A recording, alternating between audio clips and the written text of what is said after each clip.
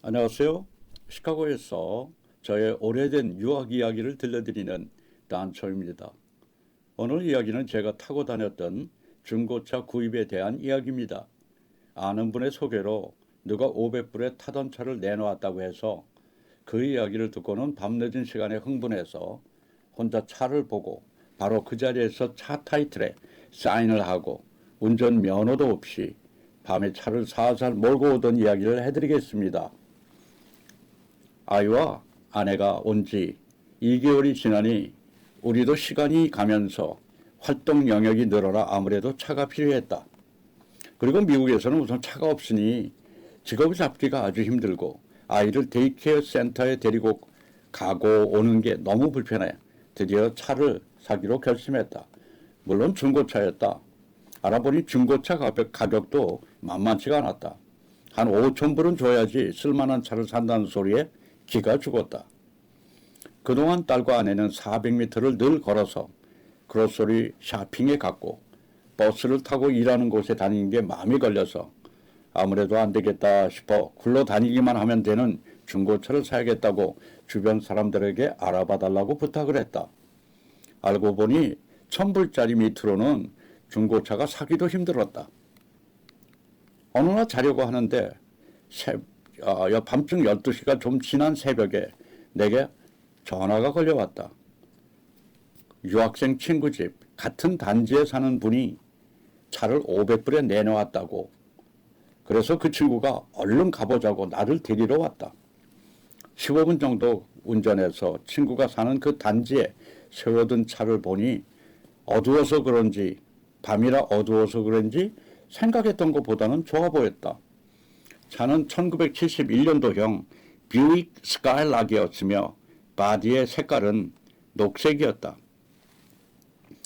사기 전에 타보라는데 한국에서 운전해본 경험이 없고 단지 동서가 쓰던 타이탄 트럭으로 운전 연습을 한 일주일 받고 정말 운이 좋게 운전면허 시험에 합격을 한 후 국제면허증으로 바꿔는 왔지만은 경찰들은 국제면허증을 알지도 못하고 그래서 인정을 안 해준다는 말이 유학생 사이에서 돌았다. 한국에서 엉터리로 면허만 겨우 따왔으니 운전대를 잡기가 겁이 났다. 어쨌든 빨리 차를 몰고 다녀야지 편해질 것 같아 용기를 내어 한 200m 드라이브를 하다가 다시 돌아와 그 차 주인에게 사겠다고 말하니 차 타이틀 명의 이전을 해야 한다고 해서 바로 그 타이틀을 받고 사인을 한 후 그 차를 가지고 집으로 오는데 워낙에 새벽이라 차들이 뜸할 때라 살살 몰고 올 수 있었다. 면허와 실전 주행은 전혀 딴 얘기였다. 15분 거리를 한 번도 해보지 않은 운전대를 잡고 집까지 와서 주차를 시키고 들어오는데 얼마나 긴장이 되는지 온몸이 다 오그라드는 것 같았다. 대충 차를 집 근처에 주차하고 그리고 밤잠을 설치고 그 다음날 아침에 다시 자동차를 잘 살펴보니 앞 유리가 대각선으로 쫙 금이 가 있었다. 그리고 중간중간에 달빛에 볼 때 굉장히 앤틱스러웠던 부분이 바로 녹이 슬었던 부분이었다. 약간 실망을 했지만은 어쨌든 차를 마침내 갖게 되었다는 즐거움은 여전히 가슴을 설레게 했다. 이렇게 집 계약서 다음으로 미국에서 법적 서류에 내 이름이 등록된 두 번째가 2차 타이틀을 주 정부에 등록할 때였다.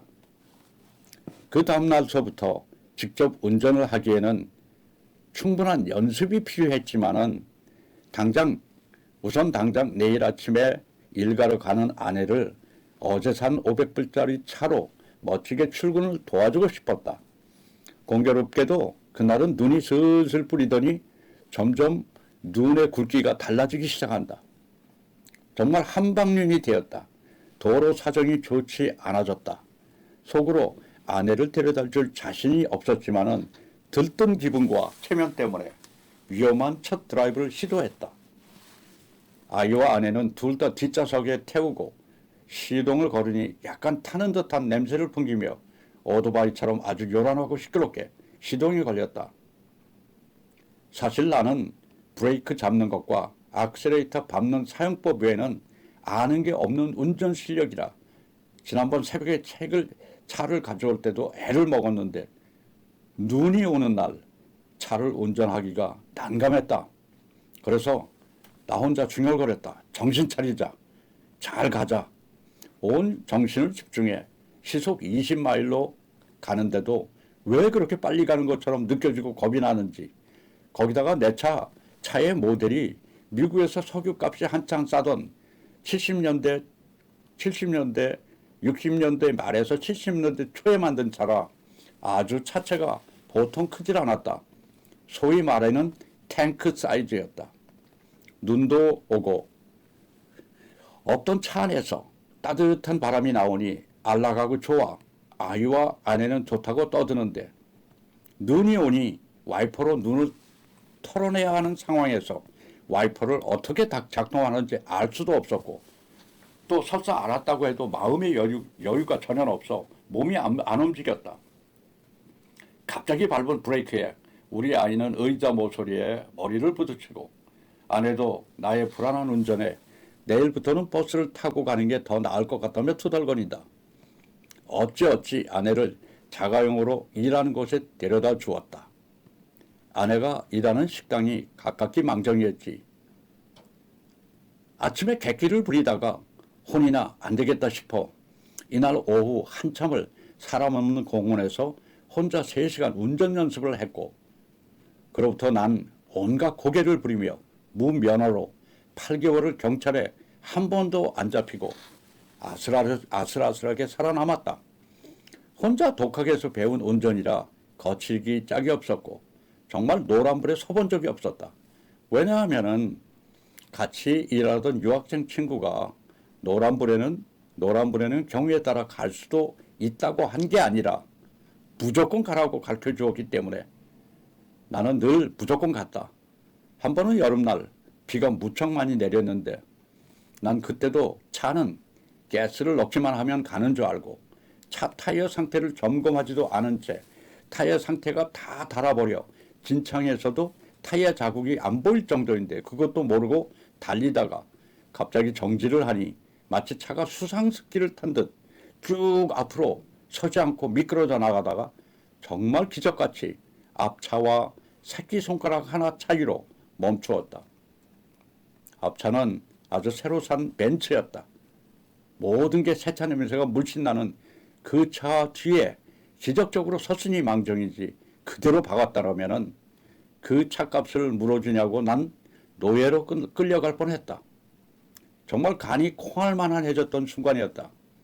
그래서 그 이야기를 나보다 조금 일찍 유학 왔던 친구에게 말하니 50불에 타이어 4짝을 다 갈 수 있는 곳을 소개시켜 주겠다고 와서 그를 따라 남쪽 흑인 동네로 간다.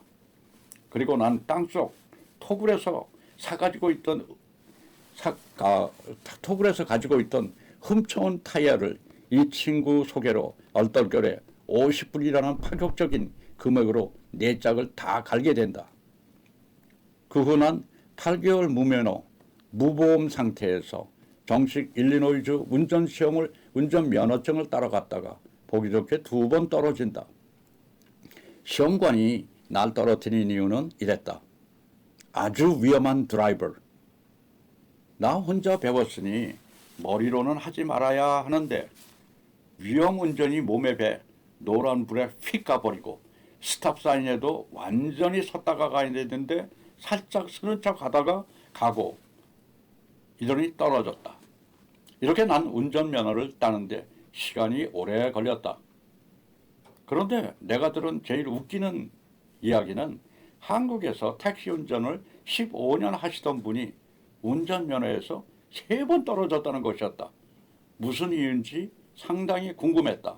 떨어진 이유가. 오늘 이야기는 여기까지입니다. 다음에 또 새로운 이야기로 뵙겠습니다. 감사합니다.